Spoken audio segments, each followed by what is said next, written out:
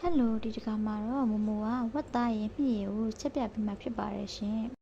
ဒါကတော့ဝက်သားနဲ့တွဲဖက်ပြီးတော့ချက်မယ်မြင့်ချင်လေးဖြစ်ပါတယ်ရှင်ဒီမြင့်လေးရဖြစ်အရန်မှနှူးညံ့ပြီးတော့စားလို့ကောင်းပါတယ်အရသာလေးတဘာဝတိုင်းလေးဖြစ်ပါတယ်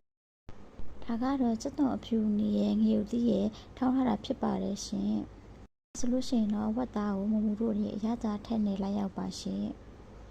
စေပိတဝတ်သားတဲ့ကိုဟင်းချုံမှုနှဲငယ်စားနှဲငယ်ငါးငပြရဲ့နှဲငယ်မြုပ်ကောင်းနှဲငယ်ထည့်ပြီးနှံ့အောင်နှဲလိုက်ပါရှင်အားလုံးထည့်ပြီးပြီဆိုရင်တော့မမိုတို့တွေဒါအောင်နှံ့အောင်နှဲရမှာဖြစ်ပါတယ်မမိုကတော့အယောင်အတွက်တက်စော့နှဲငယ်ထည့်ပြီးတော့အယောင်လေးကိုတင်ပေးလိုက်ပါတယ်ရှင်ဒါမှလည်းဟင်းချက်လို့ရှိရင်အယောင်လေးရလှနေမှာပါရှင်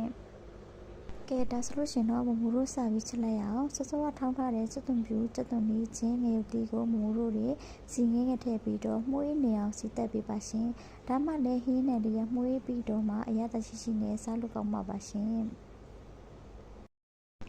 ဝတ်သားလေးလုံးရည်လေးခမ်းပြီးတော့အနံလေးမှုေးလာပြီဆိုလို့ရှင်တော့မမိုတို့တွေမြစ်ကလေးကိုထည့်လိုက်ပါရှင်ဒီနေရာမှာမိုးပြောချင်ရတော့မြစ်ကလေးကချင်းနေရမဟုတ်ပဲတဘာဝမြစ်ရတာလေးပါရှင်အသားကလည်းနုနုညံ့လေးဖြစ်တဲ့အတွက်ရေတွေအများကြီးမမိုတို့ထက်ချက်စရာမလိုပါဘူးရှင်မြစ်ကလေးထည့်လုံးပြီးလို့ရှင်တော့မမိုတို့တွေရေလေးထည့်ပြီးတော့အဖုံးလေးအုပ်ပြီးတော့တစ်ခါထက်ချက်လိုက်ပါရှင်ကဲဒါဆိုလို့ရှင်တော့မမိုတို့တွေကြည့်လိုက်ရုံနဲ့အရင်စားကျင်တဲ့ဘွဲဝတ်သားမြစ်ချက်ကလေးတစ်ခွဲရပါပြီရှင်ချက်ရတာလည်းအလွယ်ကူပြီးတော့အရင်မှစားလို့ကောင်းပါတယ်ရှင်